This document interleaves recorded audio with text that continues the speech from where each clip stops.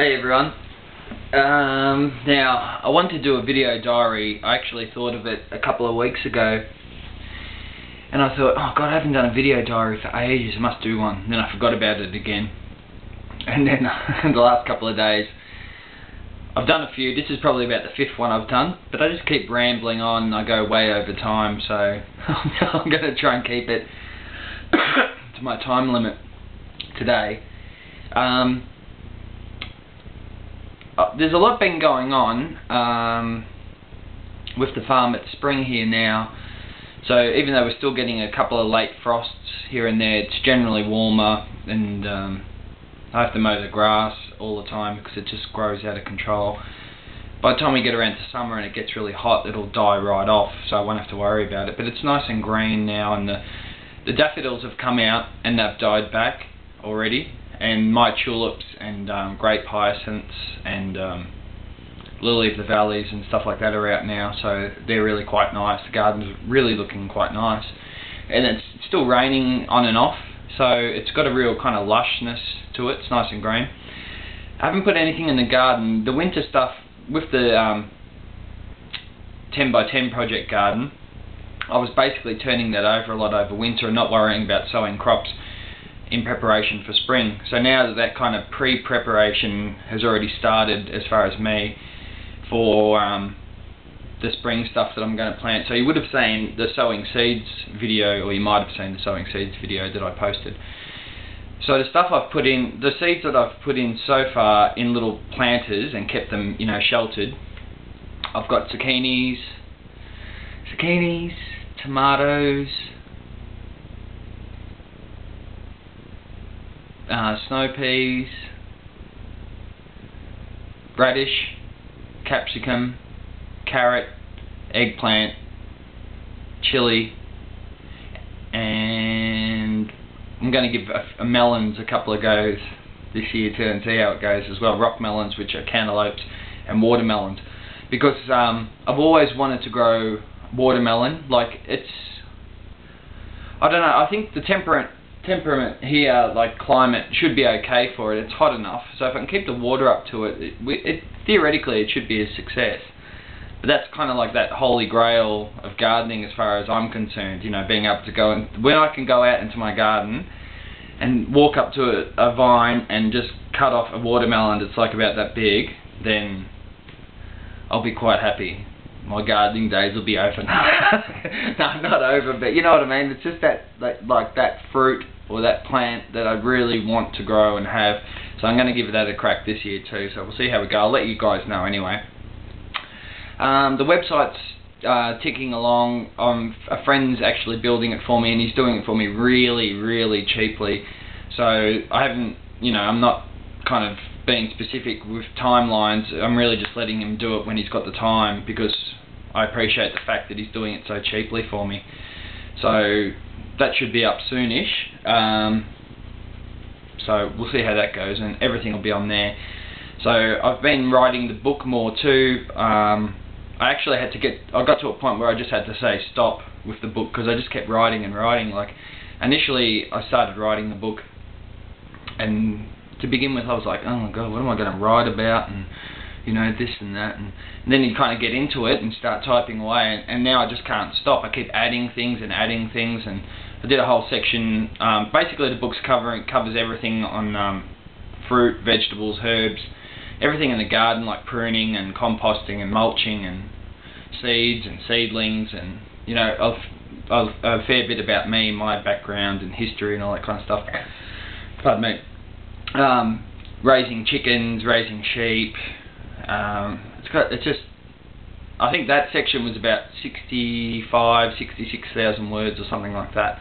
And then I thought, well, I should add a cooking section onto it too, you know, so I added that, and that was another 12,000 words. So basically a little background about how I grew up in kitchens and stuff, because my parents are chefs, and recipes and all that kind of stuff. So all basic stuff as well, like making your own cordials and preserving and bottling, you know, and just basic everyday things, dips, pasta, like gnocchi and bread and stuff like that. So just, you know, day-to-day things. And then I've just got a section on recipes as well that I've put down to each season. So obviously spring, summer, autumn, winter, and then just recipes for that as well. So yeah, it just keeps growing and growing and growing. And when I think okay, that's it, I've finished, I think, oh, maybe I should just add a little bit more here, or another couple of pictures or whatever. So I've actually kind of just had to say to myself, okay, stop, that's it, just finish what's there now. And I've started writing another book as well. But the second book is going to be more focused on, I don't know how to put, not hands-on things, but things like, you know, charcuterie, making salamis, hams, bacon, smoking things, drying things, more on preserving and bottling, all that kind of stuff, building a wood fire oven, building a smoker, more recipes and things on fish and stuff like that I haven't covered in the first one, freshwater fish, fishing, and you know, different techniques for drying and pickling for things like that and what have you.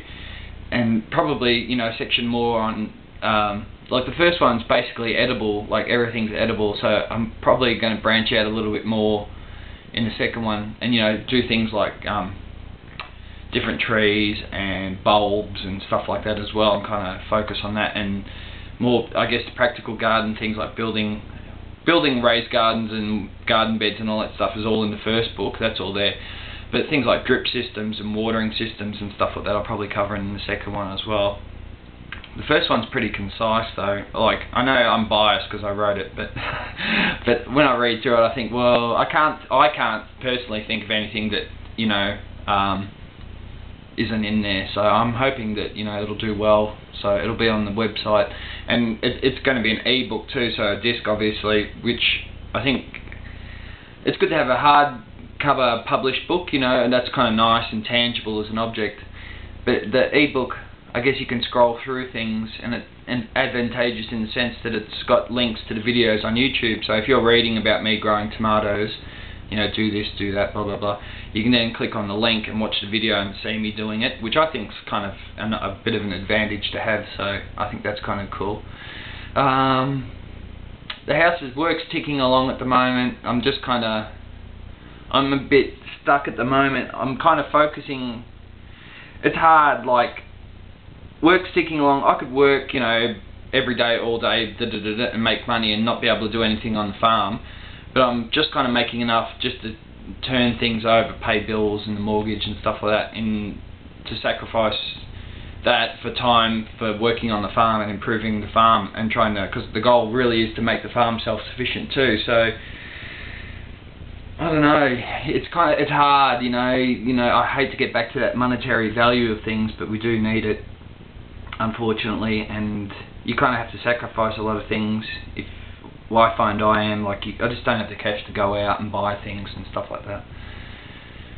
So I don't know, it's, like I said, it's a bit of a seesaw, so I'm kind of struggling with that at the moment, but, you know, I'm still trying to persist with it. So yeah, hopefully things will take off with the website and stuff like that, and, you know, I don't want to, you know, be a millionaire or anything, but if I can make enough to kind of just keep things ticking along and really put a lot into the farm and really make it as a self-sufficient farm, and then be able to run things, courses and stuff like that, that's the goal down the track, you know, like to be able to do that. So, but it's just a bit of a hard process, you know, doing it, so you kind of get a bit segregated to a degree.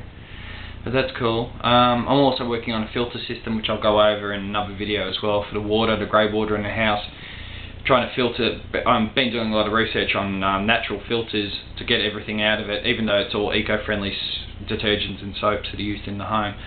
Get that stuff out and feed the water into the dam, because the dam's basically empty still. And if I can kind of keep enough water is generated through the house day to day to keep the dam at a good level, then I'll be able to introduce fish, and I'll have fish on the farm that I can eat too, and yada yada. So we'll see how we go. Anyway, I better go because I'm probably over time again. Just want to say a quick hello to Ellie and to Nell and to Viv. Alright, I'll see you soon. Thanks for watching.